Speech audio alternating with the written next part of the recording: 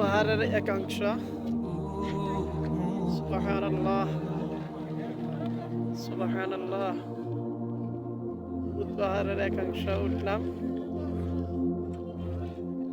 এলো উহুদ পাহাড়, চতুর্দিক মসজিদ।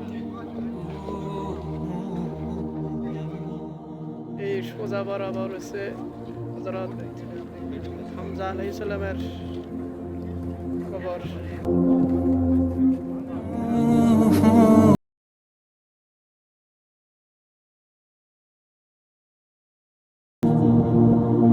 এটাই সেই ঐতিহাসিক উহুদের পাহাড়, যার সম্পর্কে নবী সাল্লাল্লাহু আলাইহি ওয়াসাল্লাম বলেছেন, নিশ্চয়ই এই উহুদ আমাকে ভালোবাসে, আমি উহুদকে ভালোবাসি। তো আমরাও আলহামদুলিল্লাহ উহুদকে ভালোবাসবো ইনশাআল্লাহ তাআলা।